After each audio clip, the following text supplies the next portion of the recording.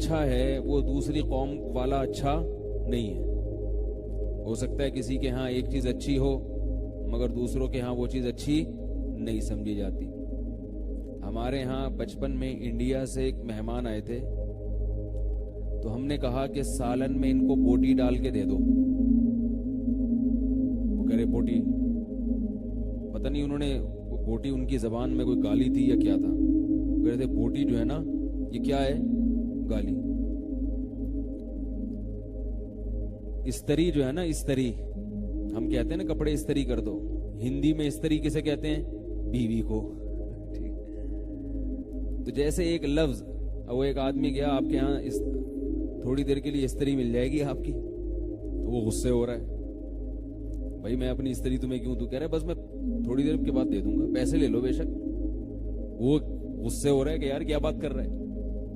تو جیسے ایک لفظ کا مطلب ایک زبان میں کچھ اور دوسری زبان میں کچھ اور. ہمارے ہاں الو حماقت اور بے وقوفی کی نشانی سمجھا جاتا ہے. بعض قوموں میں الو ذہانت کی علامت سمجھا جاتا ہے.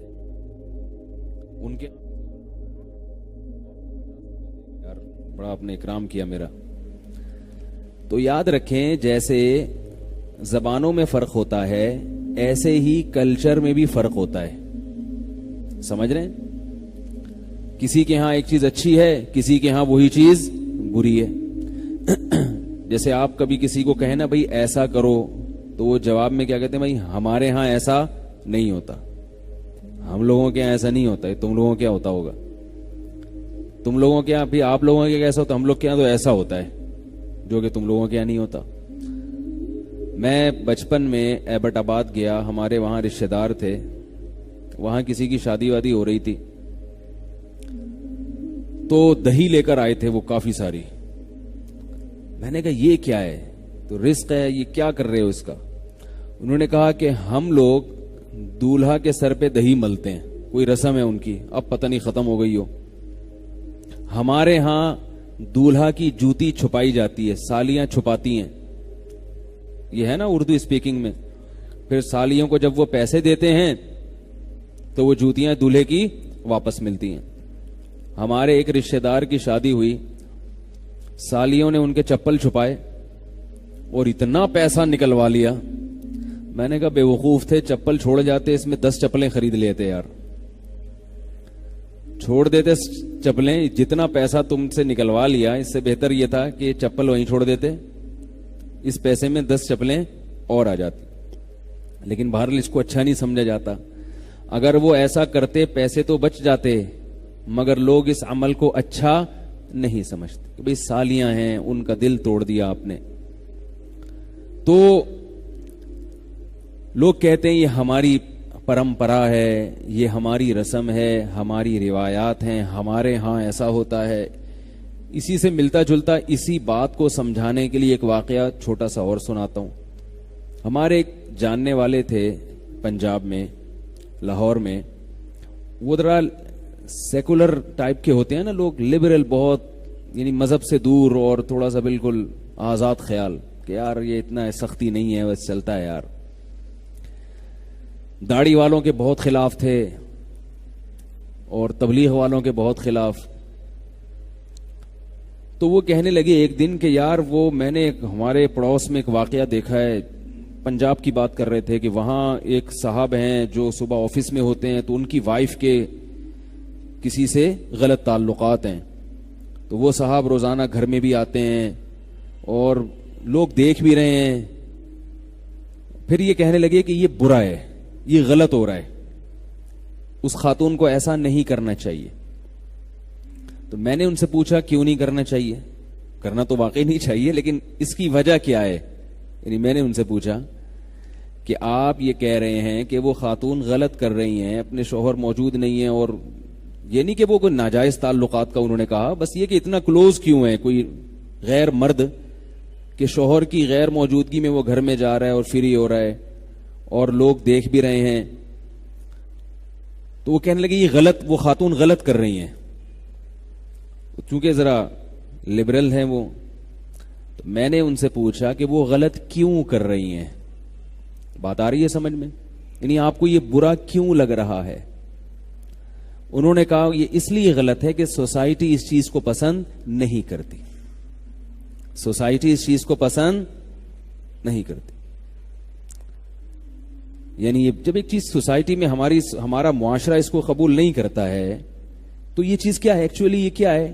غلط. میں نے کہا اس کا مطلب یہ ہوا کہ اگر سوسائٹی اس چیز کو غلط سمجھنا چھوڑ دے تو پھر یہی چیز کیا ہو جائے گی؟ بول لو یار، صحیح ہو جائے گی. کیا خیال ہے بھائی؟ یعنی آپ کے ہاں کسی چیز کو اچھا یا برا کہنے کا جو کرائیٹیریا ہے، جو معیار ہے، وہ کیا ہے؟ سوسائٹی. گوروں کے ہاں اتنا زیادہ شاید برا نہیں سمجھا جاتا ہوگا، تو ان کے ہاں تھوڑا، اور بعض کلچر ایسے شاید ہوں، مجھے نہیں پتا، کہ وہ بالکل ہی برا نہ سمجھتے ہوں.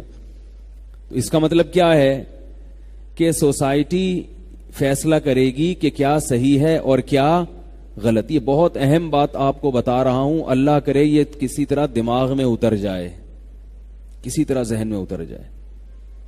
انسان بن کے زندگی گزارنا، اس کے لیے بہت سارے کانسیپٹ کلیئر ہونا ضروری ہے، ورنہ آپ انسان نہیں بن سکتے. آپ کو معاشرہ گمراہ کر دے گا، معاشرہ آپ کو تباہی بربادی کی طرف لے جائے گا، جو کہ جا رہا ہے اور آپ کو پتہ بھی نہیں چل رہا.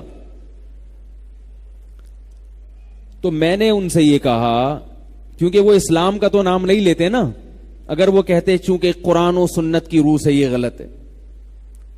مولوی صاحب سے میں نے جمعے میں سنا تھا کہ جب کوئی کسی کی بیوی ہو تو اسے چاہیے کہ شوہر کے علاوہ کسی سے اس قسم کے تعلقات نہ رکھے. اگر وہ یہ کہتے تو مولوی صاحب کو گویا وہ اہمیت دے رہے ہیں، کیونکہ ایسی باتیں تو زیادہ تر مولانا لوگ ہی بتا رہے ہوتے ہیں. کیا خیال ہے؟ یہ قرآن میں لکھا ہوا ہے، یہ حدیث میں آتا ہے.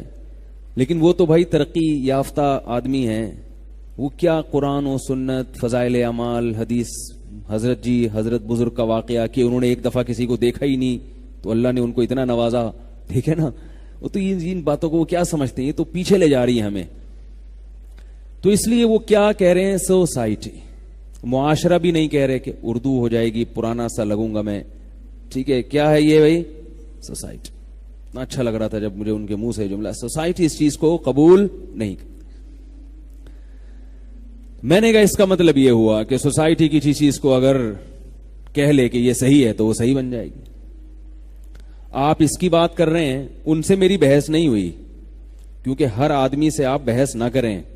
میں نے بس اتنا کہہ کے چپ کر گیا. میں یہ نہیں کہ اب میں ان سے بحث کروں، بس تھوڑا سا جو ہے نا، یعنی تھوڑی سی بات کر کے پتلی گلی سے نکل لو، تاکہ وہ ابھی نہیں سوچیں گے، وہ زندگی کے کسی موڑ پر سوچنے پر مجبور ہوں گے. یہ جو بحث ہے نا، کسی کے پیچھے ہاتھ دھو کے پڑ جاؤ، اس سے کبھی بھی فائدہ نہیں ہوتا. یاد رکھو، کبھی بھی فائدہ نہیں ہوتا. اگلا ضد پہ آ جاتا ہے. اور یہ بھی یاد رکھو، کسی کو دلائل سے ایسا خاموش کرنا کہ اس کے لیے بھاگنے کا راستہ ہی نہ رہے، یہ بھی بڑا خطرناک ہے، کیونکہ پھر وہ اپنی بے عزتی محسوس کرتا ہے اور وہ ہر دھرمی اور ضد پہ اتر آتا ہے. پھر اس لیے دشمن کے لیے تھوڑا سا راستہ بھاگنے کا رکھو کہ بھائی ابھی بھاگ جاؤ، دوبارہ عزت احترام کے ساتھ واپس آ جانا. کیونکہ انسان جو ہے نا، عزت نفس کے معاملے میں بہت، آج کل ہم لوگ کیا کرتے ہیں، جب کسی کو تبلیغ کرتے ہیں تو اس کی عزت نفس کو مجروح کر دیتے ہیں. عزت دار آدمی اپنی عزت پہ کبھی بھی کمپرومائز نہیں کرتا. ہاں، کوئی جس کی عزت نہ ہو اس کو جو مرضی کہہ دیں. جیسے ایک آدمی نے کہا، اپنے دوست سے کہہ رہا تھا کہ شکر ہے محلے میں میری عزت نہیں ہے. اس نے کہا کیوں بھائی؟ کہنا ورنہ آج بڑی بے عزتی ہو جاتی میری. کیا کہہ رہا ہے کہ شکر ہے اس محلے میں میری عزت نہیں ہے. کیوں بھائی؟ اس پہ شکر کی کیا بات؟ کہہ رہا ہے ورنہ آج میری بہت بے عزتی ہو جاتی. یعنی وہ اس پہ شکر ادا کر رہے کہ پہلے سے اگر اس نے کام ایسا کیا تھا، کام اس بندے سے ایسا ہو گیا تھا کہ وہ محلے میں پکڑا گیا کوئی برا کام کرتے ہوئے، تو کوئی بے عزتی نہیں ہوئی، اس لیے کہ بندہ ہی کوئی عزت تھی نہیں اس کی. تو وہ کیا کہہ رہا ہے کہ اللہ کا اللہ کا بہت فضل ہو گیا کہ اس محلے میں میری عزت پہلے ہی سے ہی نہیں ہے، ورنہ آج بہت زیادہ بے عزتی ہو جاتی. ٹھیک ایسا بھی ہوتا ہے بڑے شہروں میں. تو عزت جب ہوگی تو بے عزتی کا ڈر بھی ہوتا ہے. عزت ہی نہ ہو جو مرضی ہو پھر کیا ہوتا ہے؟ پھر کہتا ہے یار ہماری کون سا عزت ہے. جیسے بھکاری لوگ ہر وقت مانگتے رہیں گے, ہر وقت مانگتے رہیں گے, تو وہ کہتے ہیں زبان گھس تھوڑی جائے گی یار, نہیں دے گا نا پھر کسی سے مانگ لیں گے, یہ نہیں دے گا تو پھر تیسرے سے مانگ لیں گے. عزت دار آدمی مانگنے سے پہلے 100 دفعہ سوچتا ہے یار کیسے بغیر مانگے کام چلاؤ, پھر مانگے گا تو بےچارا اندر اندر گھٹے گا. عزت بہت بڑی چیز ہے. بات سے بات نکلتی ہے, ایک ہوتی ہے عزت اور ایک ہے حب جاہ, دونوں میں فرق ہے. عزت تو انسان کی فطرت ہے, عزت دار لوگوں کو عزت چاہیے. حب جاہ کا مطلب تکبر, یہ الگ چیز ہے, ان دونوں میں فرق ہے. تکبر کا مطلب یہ ہوتا ہے بعض لوگ ہر چیز میں اپنی ٹانگ اونچی رکھنے کی کوشش کرتے ہیں, دوسرے کو نیچا کرتے ہیں, یہ تکبر ہے. یہ چیز اللہ کو پسند نہیں ہے. اسی طرح اپنے بڑے کے سامنے بڑا بننے کی کوشش کرنا, یہ بھی تکبر ہے. جیسے شیطان کو اللہ نے حکم دیا, یا موضوع نہ چینج ہو جائے, ذرا سنبھال کے رکھیں کیا بات چل رہی تھی. شیطان کو اللہ نے حکم دیا کہ آدم کو سجدہ کرو. شیطان نے کیا کہا کہ آدم چھوٹا میں بڑا, ٹھیک ہے نا. تو عام حالات میں اگر آدم علیہ السلام خود شیطان کو کہتے نا کہ مجھے سجدہ کرو, پھر شیطان کہتا میں کہ تم بعد میں آؤ, میں سینئر ہوں, تو اس کی کوئی لاجک نکل سکتی تھی کہ بھئی یہ شیطان کو اپنی انسلٹ محسوس ہو رہی ہے. جیسے کوئی سینئر ہو, جونیئر آ کے ایک دم سینئر بن جائے تو پہلے سے جو سینئر ہوتا ہے اس کو ایک قسم کی بے عزتی محسوس ہوتی ہے. یہ نیچر ہے, یہ غلط نہیں ہے. لیکن شیطان کا عمل یہ عزت کا حصول نہیں تھا, بلکہ یہ تکبر تھا. اس لیے کہ آرڈر دینے والا کون ہے؟ اللہ ہے. تو بھئی تو جب اللہ کے حکم کا انکار کر رہا ہے تو یہ اللہ سے بڑے بننے کی کوشش کر رہے ہو آپ. اللہ سے آپ چھوٹے ہی رہو گے چاہے کتنے بڑے بن جاؤ. تو آپ اگر دوستوں میں اپنی بے عزتی محسوس کرتے ہیں, دوست نے کوئی غلط بات کہہ دی, آپ کو بے عزتی محسوس ہو رہی ہے جس سے آپ کو غصہ آ رہا ہے, یہ نیچرل ہے, یہ تکبر نہیں ہے. باپ نے کوئی ایسی بات کہہ دی, اب آپ باپ کے سامنے سینہ چوڑا کر رہے ہو, یہ عزت نہیں ہے, یہ کیا ہے؟ کبر ہے, تکبر ہے. بھائی تم اپنے باپ سے, یعنی وہ تو تمہارا باپ ہے. لوگ کہتے ہیں نا جب کسی کو تانا دینا ہوتا ہے کہ وہ اس کو آنے دو, یہاں ہم اس کا بھی باپ ہے, کہتے ہیں نا لوگ. یعنی اس چیز میں ہم اس کا بھی باپ ہے, ہم اس سے 2 ہاتھ آگے ہیں. تو والدین کے سامنے اکڑنا, اپنے بڑوں کے سامنے اکڑنا, علماء کے سامنے اکڑنا, بزرگوں کے سامنے اکڑنا, یہ اکڑ, یہ اس کو یہ نہیں کہیں گے عزت کا حصول, بلکہ اس اکڑ کو کیا کہا جاتا ہے؟ تکبر. بڑوں کے سامنے چھوٹا بن کے رہو, اپنے جیسوں کے سامنے یا اپنے ماتحتوں کے سامنے جو ہے نا, وہ انسان کو یہ احساس ہوتا ہے اور ہونا بھی چاہیے. ہاں کوئی بڑا زیادہ بے عزتی کر دے اور آپ کی حیثیت کو بہت زیادہ گھٹا دے, اس پہ بھی انسان کو افسوس ہوتا ہے. اور نبی صلی اللہ علیہ وسلم ان تمام چیزوں کی رعایت کیا کرتے تھے, تبھی تو نبی جیسے اخلاق کسی کے نہیں ہیں.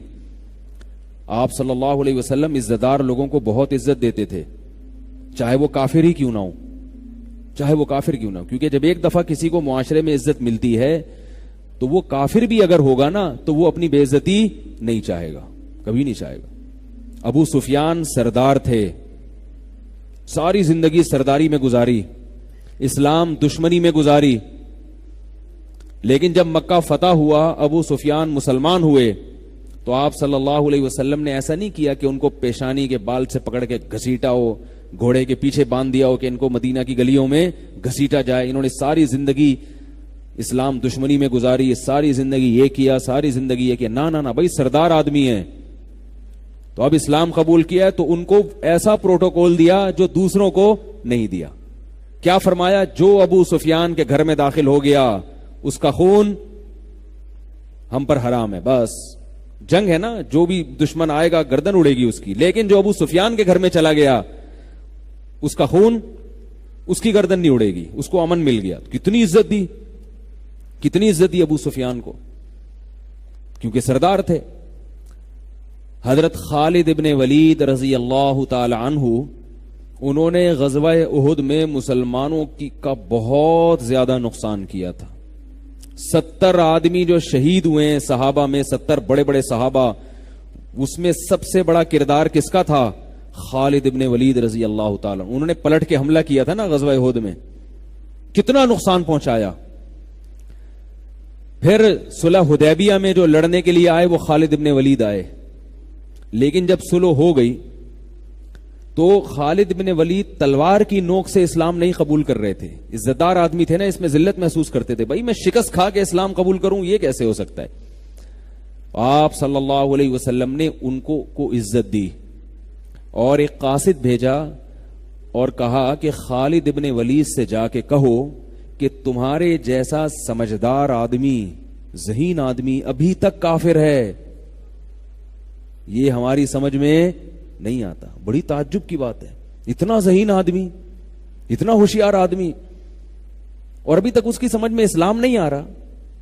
اور پھر یہ بھی فرمایا کہ تم اگر اسلام قبول کرو گے تمہیں یہاں عزت ملے گی.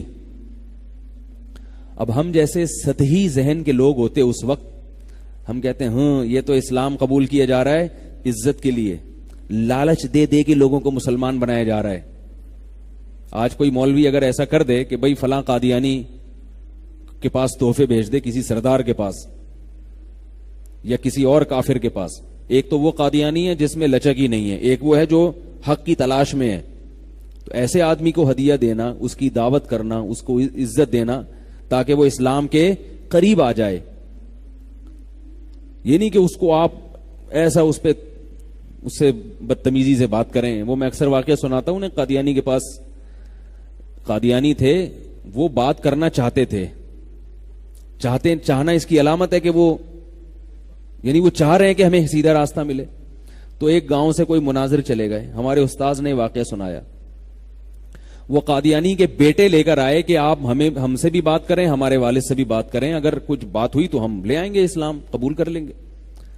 تو ہمارے استاذ کہہ رہے ہیں کہ وہ جو مناظر گیا نا, اس نے وہاں جا کے بات کیسے شروع کی. انہوں نے کہا سب سے پہلے تو میں یہ ثابت کروں گا کہ مرزا غلام احمد کی شکل بالکل ایسے کتے جیسی تھی جیسے تمہارے ابا کی شکل ہے. یہ اسٹائل ہے اسلام کی تبلیغ کا. یعنی ان کا خیال یہ تھا کہ چونکہ یہ قادیانی ہیں, دائرہ اسلام سے خارج ہیں, تو ان کی پہلے ہم شکل پہ بات کریں گے کہ یہ کس سے ملتی جلتی ہے. تو جب بیٹوں کے سامنے باپ کو آپ کہو گے معاذ اللہ اس طرح سے کتوں جیسی شکل, تو وہ آگے بات چلے گی؟ بات ہی نہیں چلے گی آگے. تو جو اسلام دشمن ہیں, جو چاہتے ہی نہیں, ان کا معاملہ الگ ہے, اور جو تحقیق کرنا چاہتے ہیں ان کا معاملہ الگ ہے. لوگ سوال پوچھتے ہیں غیر مسلم کے ساتھ کیسا سلوک کرنا چاہیے. رسول اللہ صلی اللہ علیہ وسلم نے غیر مسلموں کے ساتھ بہت اچھا سلوک کیا ہے. قرآن نے جو کہا ہے نا کہ ان پر شدت کرو, وہ میدان جنگ میں لڑنے والا ہے. جنگ کے اصول کچھ اور ہیں, امن کے اصول کچھ اور ہیں. میدان جنگ میں تو ظاہر ہے لڑائی ہوگی نا, اس میں تو بہادری دکھائی جائے گی, اس میں تو للکارا جائے گا. اس میں اگر آپ تھینک یو اور جزاک اللہ سے بات شروع کر دیں, وہ تو کہے گا یہ تو بزدل ہے. جنگ کے میدان میں تو سینہ اکڑا جاتا ہے اور کہا کوئی ہے کسی میں دم ہے تو آئے. اس میں تو جو ہے نا وہ حملے کیے جاتے ہیں اور بم پھینکے جاتے ہیں اور میزائل پھینکے جاتے ہیں. تو جنگ کے اصول کچھ اور ہیں. تو وہ جو بعض لوگ جو جنگ کی باتیں ہیں وہ کہاں فٹ کر دیتے ہیں؟ امن کے حالات پر. امن میں ایسا نہیں ہے. رسول اللہ صلی اللہ علیہ وسلم دوسرے ملکوں کے بادشاہوں کے ساتھ آپ صلی اللہ علیہ وسلم کا کیا سلوک تھا. صحابہ کرام ہدایہ بھی بھیجا کرتے تھے, اور خاص طور پہ غیر مسلم سرداروں کو آپ صلی اللہ علیہ وسلم نے الگ سے تحفے دیے ہیں, کیونکہ سردار آدمی اپنی عزت چاہتا ہے. یہ میں اتنی لمبی تقریریں کیوں کر رہا ہوں؟ یہ سمجھانے کے لیے کہ عزت دوسرے کو بھی دینی چاہیے اور اپنی بھی عزت کی حفاظت کرنی چاہیے. اپنی بھی عزت کی حفاظت ایسا کام نہیں کرنا چاہیے جس سے آپ کی عزت کا جنازہ نکل جائے. ہر ایک کو فری کرا لیتے ہیں, وہ چرسی ہیروئن چی وہ آپ کے سر پہ مسلط ہو گیا پھر. تو ایسا نہیں. حضرت حکیم الامہ مولانا اشرف علی تھانوی رحمہ اللہ نے لکھا ہے کہ ہر ایک کو فری مت کرایا کرو. یہ انہوں نے لکھا ہے. فرمایا کہ اس کو فری کراؤ جس میں حوصلہ ہو, برداشت ہو, ورنہ وہ حوصلہ نہیں ہوگا نا, تو جب آپ اس سے فری ہوگے تو وہ پتہ ہے کیا سمجھے گا؟ وہ یہ سمجھے گا کہ یہ عزت کے لائق ہی نہیں ہے, اس لیے مجھ سے فری ہو رہا ہے. جس میں حوصلہ ہوتا ہے وہ کہتا ہے بھائی یہ تو ان کا ظرف ہے, یہ تو بڑے اونچے مقام والے ہیں, لیکن دیکھو کیسے بے تکلف ہو کے مجھ سے گپ شپ لگا رہے ہیں, کیسے بے تکلف ہو کے ہنسی مذاق کر رہے ہیں, تو اس کی نظر میں عزت بڑھے گی. اور جس کے اندر خود حوصلہ نہیں ہے اس کی نظر میں عزت. اب گھر میں ہم نے دیکھا ہے جو باپ اپنے بچوں کے ساتھ فری رہتا ہے, بچے اس باپ کا احترام ہی نہیں کرتے. حالانکہ یہ تو باپ نے اپنی سطح سے اپنے آپ کو نیچے کر دیا, بچوں کے ساتھ کھیل رہا ہے, فری ہو رہا ہے, گھوم رہا ہے, ہا ہا ہو مذاق کر رہا ہے, تو بچوں کو تو اور عزت کرنی چاہیے نا ایسے باپ کی. کیا خیال ہے بھائی کہ ابا ہمارے ابا ہو کے بھی ہم سے ایسے بچوں کی طرح رہتے ہیں, لیکن نتیجہ اکثر ہوتا کیا ہے, بچے ابا کو ابا سمجھنا چھوڑ دیتے ہیں, ٹھیک ہے نا, احترام ہی ختم کر دیتے ہیں, مانتے ہی نہیں. تو یہ بہت کم اولاد ہوتی ہے جس میں یہ ظرف ہو کہ ابا اچھے اخلاق کے ہیں, کھیل رہے ہیں, تو وہ ابا کو ابا سمجھے. اس زمانے میں ابا کو ابا سمجھنا بڑا مشکل کام ہے. میں کہتا ہوں جو اولاد اپنے باپ کو باپ سمجھ لینا وہ جنت میں جائے گی. میری ذاتی رائے یہ ہے, جو اپنے باپ کو باپ سمجھ لے نا, اس باپ کو گھر میں احترام دے دے, اس کا حکم مان لے, کیونکہ باپ کے جتنے احسانات ہیں اس کائنات میں اللہ رسول کے علاوہ اتنے احسانات کسی کے نہیں ہوتے. اور میرے پاس جو ایسے باپ آتے ہیں نا کہ میرا بچہ نالائق, میں کہہ رہا ہوں کان سے پکڑ کے باہر نکال دو اس کو. 4 دن جب سڑک پہ روڈ پہ گزارے گا, نہ گیس کا بل ادا کر سکتا ہے, نہ بجلی کا بل ادا کر سکتا ہے, نہ معاشرے میں عزت ہوگی, نہ کوئی رشتہ دینے کے لیے تیار ہوگا. لوگ کہیں گے ابا کہاں ہیں, ابا سے تو میرے تعلقات ہی صحیح نہیں ہیں, تو رشتہ دے گا کوئی؟ کہیں گے یار تمہارے تو اپنے ابا سے نہیں ہے, تم بیوی سے کہاں سے تعلقات صحیح رکھو گے؟ یہی ہوگا نا. تو ایسی اولاد کا میں تو فوراً کہتا ہوں کان سے پکڑ کے باہر نکال دو. 3 دن جب گلی محلے میں دھکے کھائے گا سیٹ ہو کے واپس آ جائے گا. لیکن باپ کا یہ بھی ظرف ہے کہ اتنا کچھ ہونے کے باوجود بھی وہ باہر نہیں نکالتا, کہتا کہاں جائے گا بیچارہ, یہ باپ ہوتا ہے.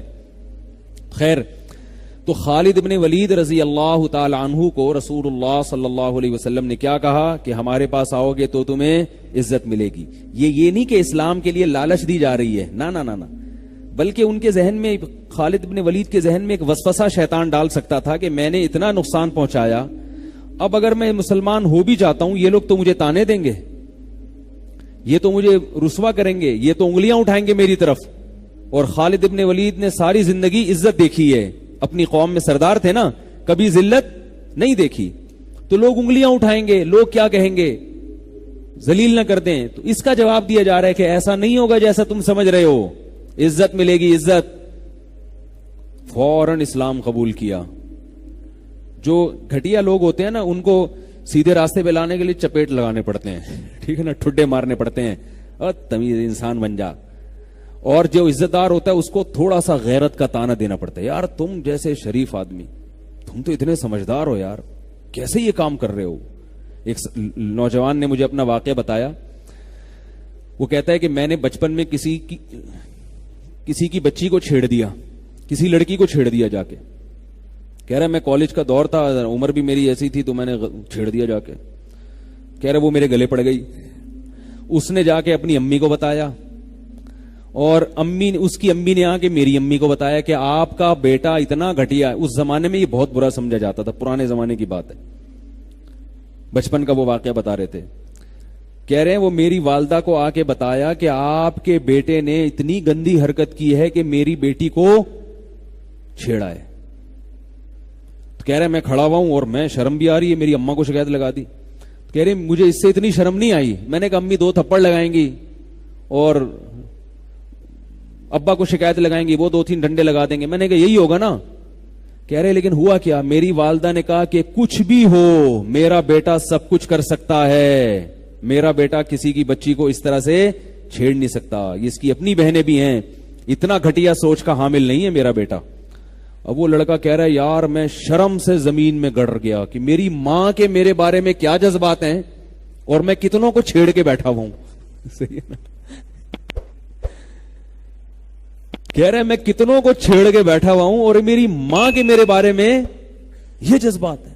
کہہ رہے بار بار میری ماں کہہ رہی ہیں اس خاتون کا نام لے کے, وہ جو بھی بہن ہوں گی پڑوسی ہوں گی, کیونکہ پڑوسیوں کو ہی چھیڑا جاتا ہے نا, مجھے نہیں پتا کہ پڑوسی ہوں گی وہ, تو وہ کہہ رہی ہیں اپنی اس پڑوسن کا نام لے کے کہ بہن تم جو کچھ بھی کہہ دو, میرے بچے پہ الزام لگا لو, اس نے فلاں کو مار دیا, اس نے فلاں سے اسکول سے چھٹی کر لی, یا یوں کر لیا, یہ کر لیا, لیکن میرا بیٹا کسی کی بیٹی کو, بہو بیٹی کو چھیڑ نہیں سکتا, کیونکہ ہم عزت دار گھرانے کے لوگ ہیں, اور عزت دار گھرانے والے ایسے کام نہیں کرتے. اب وہ کہہ رہا ہے یار ہمیں تو, مجھے اب پتا چلا ہم اتنے عزت دار گھرانے کے لوگ ہیں. مجھے تو پتا ہی نہیں تھا. کہہ رہا ہے میں اس جملے سے نا والدہ کے شرم سے زمین میں گڑا جا رہا ہوں, اور دل میں توبہ کر رہا ہوں, اے اللہ آئندہ یہ میری والدہ کو ایسی کمپلین بولو بھائی نہیں ہوگی. بس اس دفعہ جو چھپا لے, میرے جرم کو چھپا لے, پردہ ڈال دے, آئندہ نہیں ہوگا, آئندہ میں ایسا نہیں کروں گا کہ میری ماں جو میرے بارے میں یہ جذبات. تو دیکھو اس لڑکے میں تھوڑا سا وہ عزت کا تھا نا.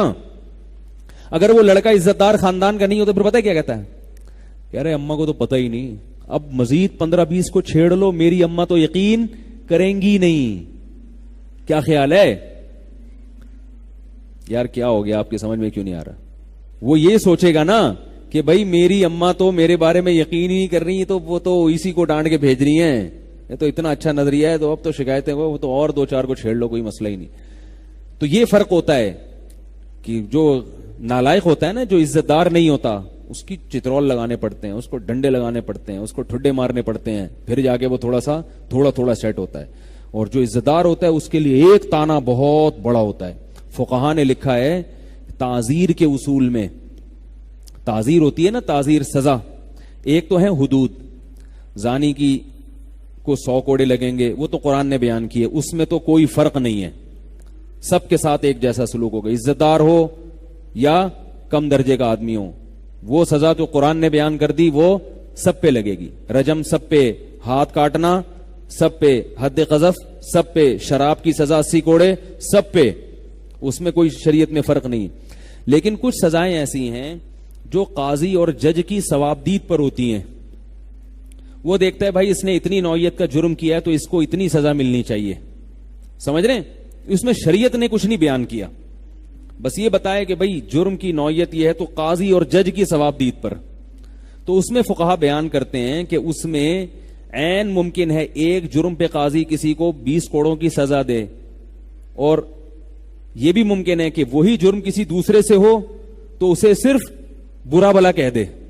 انہوں نے فرمایا اس لیے کہ بعض لوگ ایسے ہوتے ہیں کہ وہ جج کے منہ سے اپنے خلاف سننا ان کے لیے 20 کوڑوں سے بھی زیادہ بھاری ہوتے ہیں. وہ تو فقہا نے لکھے کہ جو عزت دار آدمی ہوگا نا, جج اس کو برا بلا کہہ کے عدالت میں سب کے سامنے کہہ دے کہ تم نے غلط کیا ہے, یہ بھی اس کے لیے بہت بڑی سزا. اس کو 20 کوڑے ماریں گے, یہ ظلم ہو جائے گا اس پر. اور جس کو دوسرا آدمی, جس کو جو روزانہ کوڑے کھاتا رہتا ہے,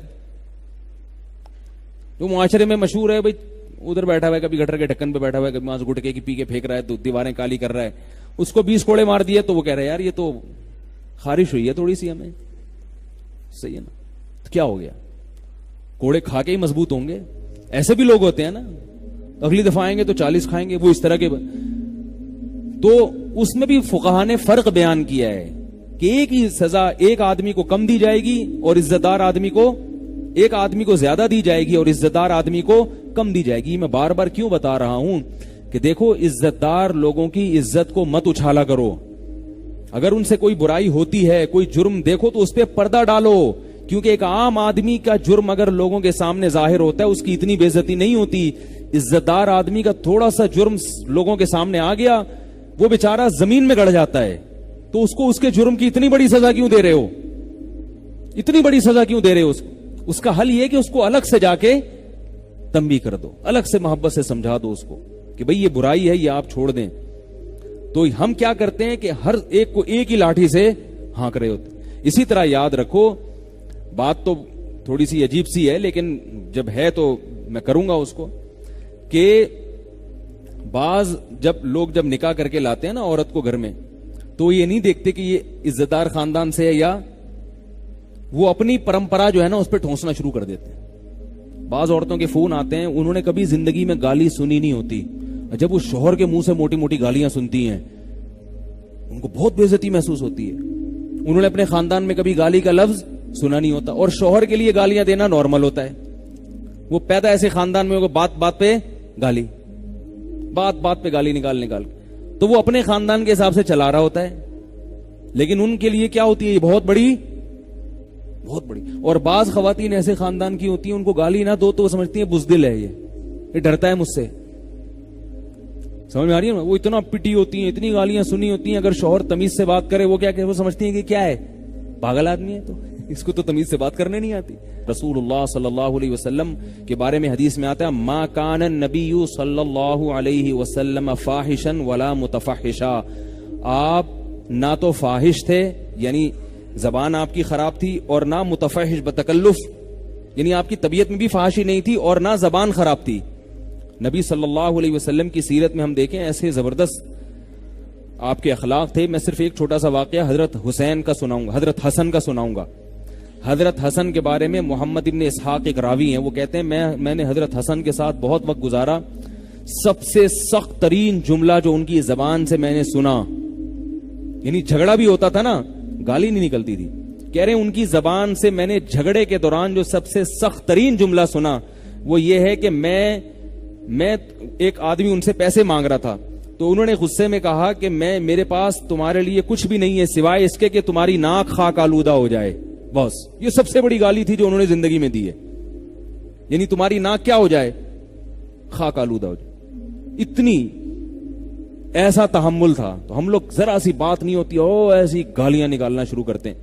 تو کہاں سے بات چل رہی تھی یار، وہ موضوع میں جو لے کے چل رہا تھا، خالد ابن ولید رضی اللہ تعالیٰ عنہ نے اسلام قبول کیا.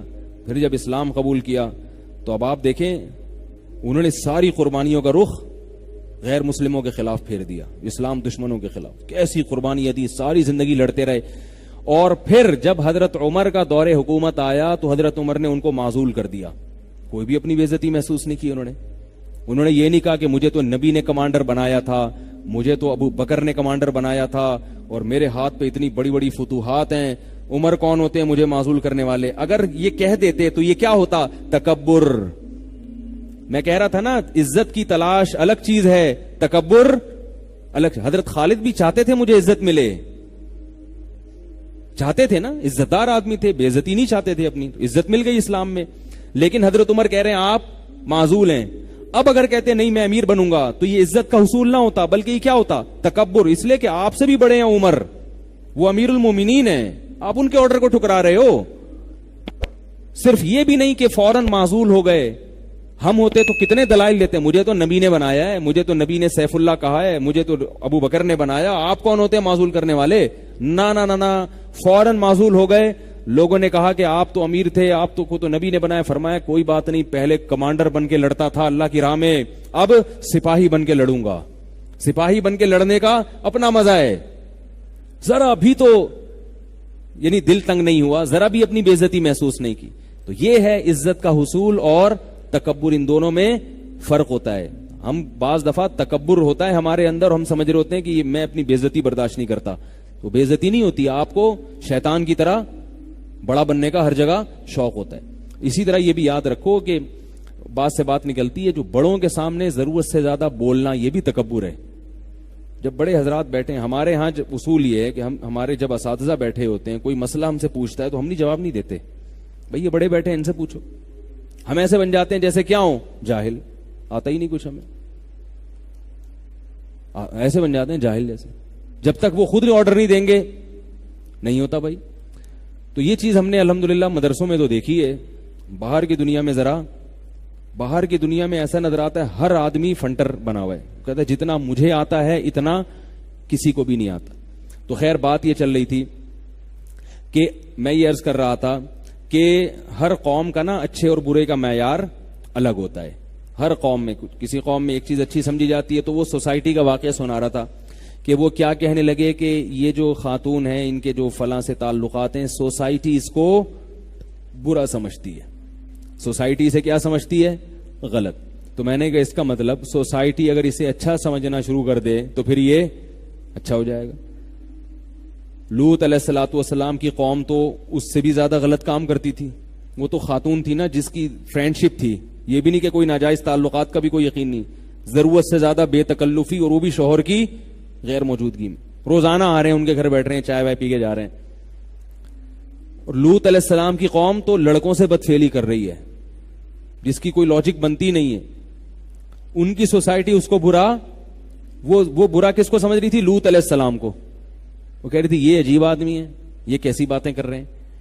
تو مطلب یہ کہ یہ جو لبرل لوگ ہیں یا سیکولر لوگ ہیں، یہ اگر لوط علیہ السلام کی قوم میں پیدا ہوتے تو یہ اس عمل کو کیا سمجھتے؟ اچھا. کیوں؟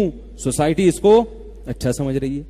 یہی وجہ ہے کہ آج یورپ اور امریکہ میں یہ جو مردوں کی سے بدکاری کا عمل ہے اس کو برا نہیں سمجھا جاتا، حالانکہ پہلے یہ گالی تھی. یہی لفظ انگریزوں کی لغت میں، گوروں کی ڈکشنری میں گالی سمجھا جاتا تھا، اور اب یہ گالی نہیں سمجھا جاتا کیونکہ سوسائٹی اس کو برا، بولو بھائی، نہیں سمجھتی. تو اگر اس کا مطلب آپ سوسائٹی کو کسی قانون کا پابند نہیں بنا رہے، قوانین کو سوسائٹی کے پابند بنا رہے ہیں آپ. نہیں آئی میرے خیال ہے. اس کا مطلب یہ ہوا کہ کوئی سوسائٹی اچھی نہیں ہو سکتی، کوئی سوسائٹی بری نہیں ہو سکتی، بری ہو ہی نہیں سکتی. اس لیے کہ اگر سوسائٹی بری ہے اس کا مطلب وہ پوری سوسائٹی بری ہے نا. تو وہ بری کا مطلب جب پوری سوسائٹی وہ کام کر رہی ہے تو وہ کام کیا ہو گیا؟ اچھا ہو گیا. یعنی اچھے اور برے کی ڈیفینیشن آپ نے یہ کی ہے کہ سوسائٹی جس کو اچھا سمجھے وہ اچھا، سوسائٹی جس کو برا سمجھے وہ برا. تو اگر وہ برائی ساری قوم کر رہی ہے اس کا مطلب کیا ہوا؟ تو قوم تو پھر بری ہو ہی نہیں سکتی. حالانکہ جیسے انسانوں میں اچھے بھی ہوتے ہیں برے بھی ہوتے ہیں، اس طرح قوموں میں، سوسائٹیز میں اچھی سوسائٹیز بھی ہوتی ہیں اور بری سوسائٹیز بھی ہوتی ہیں. تو یہ کبھی بھی عقل میں آنے والی بات نہیں ہے کہ سوسائٹی جس کو صحیح کہے، ورنہ سوسائٹی کو ناپنے کا کرائیٹیریا آپ کے پاس کیا ہوگا؟ ہمیں پتا چلا کہ صحابہ کی سوسائٹی اچھی تھی، لوط علیہ السلام کی قوم کی سوسائٹی بری تھی، کیونکہ سوسائٹی کے علاوہ الگ سے ہمارے پاس ایک معیار ہے جس ترازو میں رکھ کے ہم یہ ناپ لیتے ہیں کہ کس میں اچھائی کا کتنا وزن اور کس میں برائی کا کتنا وزن ہے. سمجھ میں آ رہی ہے بات؟ یہ خدا کی قسم ایسا سوال ہے دنیا میں اسلام کے علاوہ، مسلمانوں کے علاوہ کسی کے پاس اس سوال کا جواب نہیں ہے. کچھ چیزیں ایسی ہیں جن کو بڑے بڑے ماہرین بیٹھ کر آج تک فیصلہ نہیں کر سکے کہ اس کی ڈیفینیشن کیا ہے. ان میں ایک دہشت گردی کا لفظ بھی ہے. ٹیررسٹ کسے کہتے ہیں اور ٹیررزم کسے کہتے ہیں؟ دہشت گرد اور دہشت گردی، اس کی تعریف کیا ہے؟ اس پہ کئی دن ان لوگوں کی بحثیں چلی ہیں. یورپ امریکہ کے ماہرین بیٹھے ہیں کہ یار دہشت گردی کی ڈیفینیشن کیا ہے، یہ آج تک متعین نہیں کر سکے. اسی طرح یاد رکھو اچھائی کسے کہتے ہیں، برائی کسے کہتے ہیں، دنیا کے پاس اس کو ڈیفائن کرنے کے لیے آج تک کوئی معیار ہے ہی نہیں. جو معیار ہے نا اس پہ اتنی انگلیاں اٹھتی ہیں کہ وہ اس کے سامنے ہتھیار ڈال دیتے ہیں. اسی طرح ایکسٹریمزم جسے کہتے ہیں نا، بہت زیادہ انتہا پسندی جسے کہتے ہیں اردو میں، انتہا پسندی. انتہا پسندی کسے کہتے ہیں؟ اس کو بھی دنیا میں کوئی ڈکشنری اس کو ڈیفائن نہیں کر سکی ہے. انتہا پسندی کسے کہتے ہیں؟ نہیں یاری بات میرا خیال ہے. ہم کہتے ہیں نا یار یہ تو انتہا، ہمارے ہاں کوئی آدمی 4 مہینے لگا کر آئے تبلیغ میں، ہم کیا کہتے ہیں؟ یہ انتہا پسندی کا شکار ہو گیا. سہروزہ لگایا تو ٹھیک ہے، اتنا تو لگانا چاہیے، تھوڑا سا اسلام کا تو پتا چلے. چلہ لگا لیا، کچھ لوگ کہیں گے ٹھیک ہے، کچھ کہیں گے ٹھیک نہیں. 4 مہینے لگا لیے، 4 آدمی بچیں گے محلے میں جو کہیں گے بہت اچھا آدمی ہے یہ. اور اگر وہ ریونڈ میں مقیم بن گیا، پھر ریونڈ کے مقیمین کے علاوہ کوئی بھی اس کو اچھا، صرف وہی کہیں گے جو اس جیسے دوسرے مقیمین ہو، ٹھیک ہے نا. باقی سب کہیں گے بھائی یہ تو ایکسٹریمزم کا شکار، تو انتہا پسندی کا شکار، انتہائی درجے کا پاگل. مذہب میں بہت ہی غلو کر لیا اس. تو یہ انتہا پسندی کی ڈیفینیشن کیا ہے؟ آج تک یہ گورے اس کا تعین نہیں کر سکے. میڈیا پہ بولتے بہت ہیں انتہا پسندی نہیں ہو، انتہا پسندی کے ہم خلاف ہیں. یہ ٹھیک ہے، مذہب کو فالو کرو، مسلمان اسلام کو فالو کرے، کرسچن کرسچینٹی کو فالو کرے، ہندو مذہب کو فالو کرے، لیکن انتہا پسندی نہیں ہونی چاہیے. تو یہ کیا ہے بھائی انتہا پسندی؟ اگر کوئی اپنے مذہب کو مکمل فالو کرتا ہے تو وہ انتہا پسندی ہے. پھر اس کی بڑی تعریفیں ہیں، میں آپ کو کبھی موقع ملا تو بتاؤں گا. 15-20 اس کی تعریفیں کی گئی ہیں کہ انتہا پسندی بعض اسے کہتے ہیں، بعض کہتے ہیں اسے کہتے ہیں، بعض کہتے ہیں اسے کہتے ہیں، بعض کہتے ہیں اسے کہتے ہیں. پھر وہ خود پریشان ہوتے ہیں یار اس کو نہیں کہتے، کیونکہ بعض ایسی چیزیں جو ان پر صادق آ رہی ہوتی ہیں، ان کے خلاف صادق آ رہی ہے، ان پر وہ فٹ آ رہی ہوتی. تو یہ تمام چیزیں وہ ہیں جن کا اسلام کے علاوہ کسی اور کے پاس جواب. اسلام نے بتا دیا انتہا پسندی کسے کہتے ہیں. اسلام نے بتا دیا بنیاد پرستی، فنڈامنٹلسٹ کون ہوتا ہے. اسلام نے بتا دیا اچھا کسے کہتے ہیں اور برا کسے کہتے ہیں. یہ اسلام کا ہم پر احسان ہے. اور جو بتایا بالکل ٹھیک ٹھیک، اس کو کسی عدالت میں چیلنج نہیں کیا جا سکتا. بات نہیں آ رہی، میرا خیال ہے نہیں آ رہی نا. اسلام نے کیا کہا؟ اچھا کسے کہتے ہیں؟ جس کو اللہ اچھا کہے. برا کسے کہتے ہیں؟ جس کو اللہ برا کہے. ختم، قصہ ہی ختم ہو گیا. کیوں بھائی؟ یہ کیا بات ہوئی؟ جس کو اللہ اچھا کہے وہ اچھا ہے، جس کو اللہ برا کہے وہ برا ہے. یہ کیا بات ہوئی بھائی؟ اس کی کیا دلیل ہے بھائی؟ سب سے بڑی دلیل یہ ہے کہ جو دیکھو، گورنمنٹ ایک قانون بنائے، گورنمنٹ کہے لال پہ رکنا ہے، ہری پہ چلنا ہے. لال پہ رکنا ہے، ہری پہ چلنا ہے. اب لال پہ آپ نہیں رکو گے، چلو گے، برا سمجھا جائے گا کہ نہیں سمجھا جائے گا؟ یعنی یہ ڈیفینیشن جو میں کر رہا ہوں نا، یہ سب مانتے ہیں اس کو، ساری دنیا کے سارے انسان اس پر متفق ہیں. وہ ڈیفینیشن ابھی میں کر نہیں رہا، پہلے مثال سے بات سمجھا رہا ہوں. گورنمنٹ یہ قانون چینج کر دے اور بولے کل سے لال بتی پہ چلنا ہے اور ہری پہ رکنا ہے. اب کل تک جو کام اچھا تھا آج وہ کام برا بن گیا، اور کل جو کام برا تھا آج وہ کیا بن گیا؟ اچھا. کیوں؟ اس لیے کہ جو آپ کا حاکم ہے، جس کی حکومت کو آپ نے تسلیم کیا ہے، اس کے آرڈر کو فالو کرنا سب سے زیادہ اہم ہے. نہیں آ رہی بات؟ اور اس کے آرڈر کو توڑنا، اس کو دنیا میں کوئی بھی نہیں مانتا. چاہے امریکہ میں جا کے رہو، روس میں جا کے رہو، افغانستان میں جا کے رہو، پاکستان میں جا کے رہو، جب بھی آپ کسی کنٹری میں رہو گے، اس ملک کے قوانین کو آپ کو فالو کرنا پڑے گا. اس ملک کے قوانین کو توڑو گے، اس توڑنے کو ساری دنیا جرم مانتی ہے. کیوں؟ اس لیے کہ جو آپ سے اوپر کی چیز ہے نا، حکومت جس کا آپ پر اختیار ہے، اس نے آپ کو آرڈر کیا ہے. تو جب آپ سے اوپر کی کوئی چیز آپ کو آرڈر کرے گی تو وہ اچھا نہ بھی ہو تو اچھا بن جائے گا، اور برا نہ بھی ہو تو اس کی مخالفت بری بن جائے گی. نہیں آ رہی بات؟ تو اب گورنمنٹ کا درجہ زیادہ ہے، یہ جو اس کائنات کو چلانے والا بادشاہ ہے وہ سب سے اوپر ہے یا نہیں ہے؟ سب سے سپیریئر کون ہے؟ جس نے بنایا. جب وہ کہہ دے کہ یہ کام کرو، تو اگر وہ بذات خود اچھا نہیں بھی تھا تو اس کے کہنے سے اب اس کا کرنا کیا بن گیا؟ اچھا. اس کی مثال دوں؟ نہیں آ رہی سمجھ میں تو بتا دیں یار، مثال سے بات سمجھاؤں. اپنے بیٹے کو کاٹنا اچھا عمل ہے برا عمل ہے؟ او بھائی، آپ کا بیٹا بیمار ہوا، آپ اس کو دوا لا کے نہیں دیتے، یہ بھی برائی ہے نا. حالانکہ آپ اس کو مار نہیں رہے ہیں، لیکن اس کی زندگی کے اسباب اختیار نہیں کرتے، مر وہ خود ہی رہا ہے بیماری سے، آپ اس کی دوا کا انتظام نہیں کرتے، تو بھی آپ برے کہلائیں گے کہ نہیں کہلائیں گے؟ لیکن ابراہیم علیہ السلام کا تو مقام ہی اس لیے سب سے اونچا ہوا کہ انہوں نے اپنے بیٹے کو ذبح کرنے کے لیے لٹا دیا اور کاٹنے کے لیے تیار ہو گئے، اور چھری چلا بھی دی. وہ تو اللہ نے نہیں چلنے دی، ورنہ تو کٹ گئے تھے وہ. اسی بیس پہ ابراہیم علیہ السلام اس دنیا میں سب سے اچھے کہلائے. نہیں آ رہی؟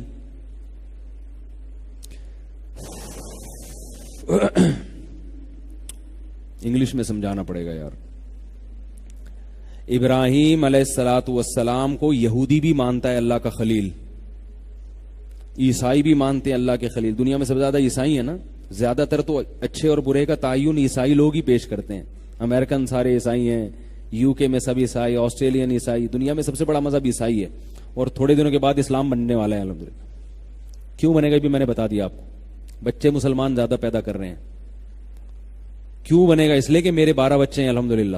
اس لیے اسلام مستقبل میں، یاد رکھو، یہ تبلیغ کی وجہ سے، علماء کی تبلیغ یا تبلیغی جماعت، اس کا بھی بڑا کردار ہے، لیکن جو اسلام پھیل رہا ہے نا، اس میں تبلیغی جماعت کا بھی دخل، علماء کی محنت کا بھی دخل، سب اپنی جگہ.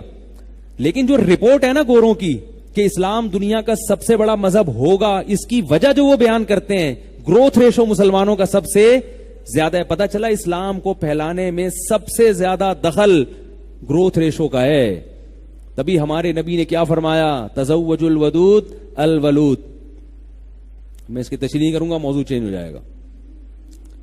تو سب سے زیادہ عیسائی ہیں اس وقت. عیسائی بھی حضرت ابراہیم کو اللہ کا خلیل مانتے ہیں. کیوں؟